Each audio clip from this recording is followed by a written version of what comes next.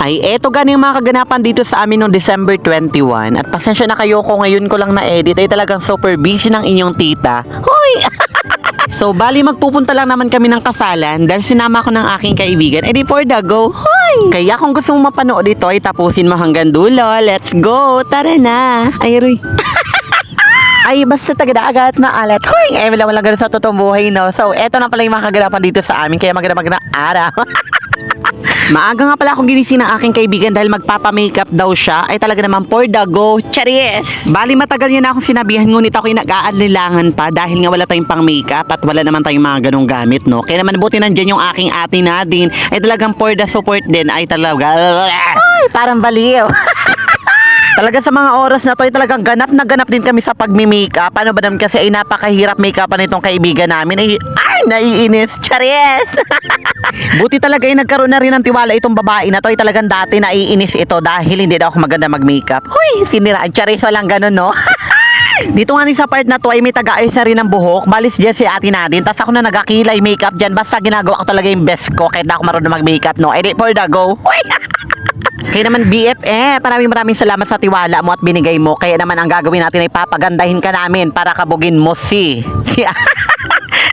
walang ganon. Nakakatuwa lang talaga may mga tao nagpa-makeup sa akin kahit hindi talaga ako super galing. Alam niyo yun guys, parang nakakataba ng heart. Huy, napaka-OA.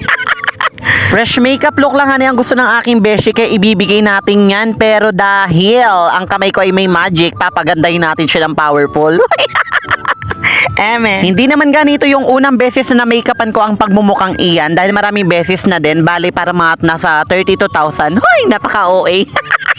So, eto na ganun yung pinaka-final looks ng ating ate. Kaya naman super fresh, ganda-gandahan. O diba, ganap na ganap guys. Hindi nyo kakayanin, sinasabi ko sa inyo. Charis, hindi niya pa final looks yun. Kaya nga kung makikita nyo, naglagay pa ako dyan ng mga shimmering sa duay ng aking Frenny. Ay talaga kung makikita nyo na in person, fresh, very demure, very mindful. At dito nga sa part na to ay naglagay na din kami sa kanya ng eyelashes para naman makita yung kagandahan niya, o diba? Buti lang talaga nandiyan si ate Nadine ay talagang may support system din na naganap. O kabog, hindi nyo kaya support system.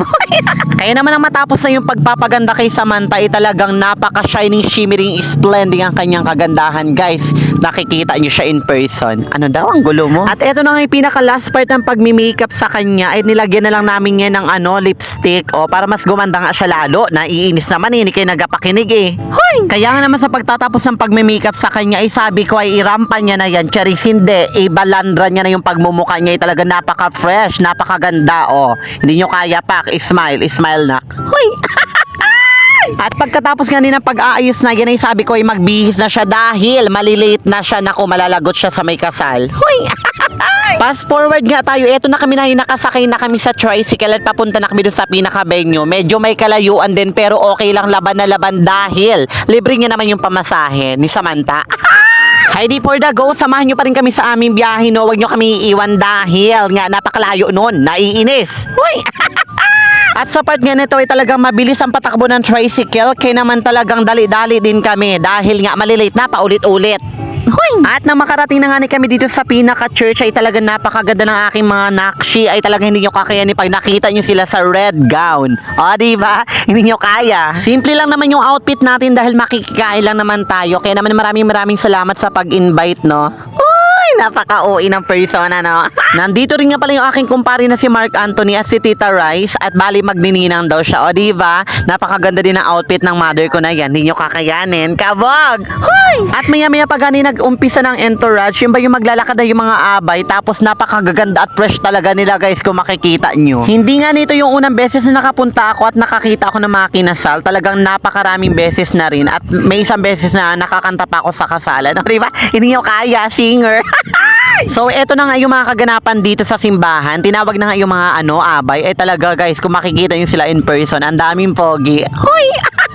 At marami ding magaganda syempre naman na kung makikita nyo talaga sila in person. At pagkatapos nga ng mga abay ay ang mga ninong at ninang naman na nagsisagwapuhan at nagsisigandahan ng pumunta o nakakabulol. Grabe napakahirap ay talaga guys, sinasabi ko sa inyo. Kakatuwa nga maka-attend sa mga ganitong klaseng okasyon ay talaga nakakatuwa lang tingnan. Grabe guys, hindi ko ine-expect na makakakita ulit ako ng ikakasal. At maya-maya pagani naglabasan na rin yung mga pinaka napaka-cute at napaka-fresh na mga bata. Ito yung tinatawag na flower girl. Ay talaga nagmukha talaga silang ano dito, roses na red. Ay talaga ang fresh na mga batang ito. Daw ako lang ng mga kabataan ko. Huy! At dahil nandito ng lahat ng abay at yung mga ninong at ninang, ay maya-maya dumating na din yung pinaka napaka-fresh at napakagandang bride. O diba, hindi nyo kakayanin kung makikita nyo siya in person. Nako, fresh na fresh. At syempre nandyan na din yung pinaka-pogi niya namang husband. Nako guys, napakasarap makakita talaga ng ikakasal na ganyan. Nakakatuwa lang, alam nyo yun, grabe. At dito nga sa part na to ay mag-uumpisa na talaga yung kasalan. Grabe guys, nakakataba ng puso makakita ng mga ganitong kaganapan. Super nakaka-proud. Congrats po agad sa inyong dalawa, grabe. Kaya naman ang wish ko sa bagong kasal na ito ay maging pundasyon ng pagmamahalan nila si Lord para alam mo yun, mas maging matibay, matatag. O diba? At dito na nga nitay sa exciting part ang You May Now Kiss the Bride. Oh my God, when kaya? Uy, napaka-OA. Charis. Talagang sa part na to ay tuwang-tuwa ang mga people dahil napakasarap makakita talaga ng mga ganitong kaganapan. Grabe guys, congratulations talaga. Uy, paulit-ulit. At eto nga nakakita din ako ng pogi. Yes, I do po, father. Huy, Emi lang. O diba, lumingon pa? O, charis! At pagkatapos ng mga kaganapang iyon ay dito na tayo sa picture taking. Tama ba? Huy! Talagang napakaganda at napaka-fresh na mga personality na nandito nung araw na yon. O diba? Lalo na yung mga ninong at ninang ay talagang kapupogi at kagaganda. Grabe! Siyempre mas pogi at maganda yung kinasal dahil kanila tong araw na to. O diba? Kabog! Kabog na kabog. Kaya naman, congratulations to all of you. Grabe guys, nakakatuwang tingnan. Sana all. Sana all talaga ang fresh ng mga tao na to. Grabe. Congratulations po. At pagkatapos nga ng mga kaganapang ito sa simbahan ay pumunta na kami dun sa pinaka-house ng ikakasal at talaga napakarami ding tao. Medyo nakakahiya pero okay lang naman dahil marami na tao. Ano daw? Nung time pa nga nito ay umulan, siguro blessings yun ni Lord para sa bagong kasal. O di ba nakakatuwa lang? Kaya naman napakaswerte pa rin namin nung araw na to kasi kahit umulan ay hindi kami nabasa dahil nga ay may nagsakay sa amin na tricycle. Kaya maraming salamat din po, o diba? At nakarating na kami sa pinaka-venue ay talagang napakaganda din ng mga dekorasyon, talagang catering na catering. Napakalaki ng bayad siguro nito pero okay lang dahil sulit na sulit naman dahil nga napakaganda, o diba? At nang makapasok na kami sa bahay, may nag-umpisa na rin na nagpakain na din. Hindi na nga pala ako naka-video dahil nga yung cellphone ay malulubat na. Malulubat? Huy, napakatigas. Dito na nga pala ako nagdiretso sa loob at hindi ko na alam kung ano yung mga kaganapan doon sa labas dahil nga nahihiya ako. Ang daming talagang tao. O diba? Kaya naman sa part na to ay si Samantha na yung pinag-video ko dahil nagamit niya pa yung cellphone. Ngunit sa part na to ay kainan na talaga. Kaya naman, lapang-lapang na tayo dito. Galit-galit muna tayo. Kanya-kanya na to. Charis! At muli, congratulations sa ating bagong kasal. Sana maging matatag at masaya ang inyong pagmamahalan at gawing pundasyon ng Panginoon. So hanggang dito na lang guys. Maraming salamat sa panunood nyo. Sa susunod ulit. God bless you all, Mama.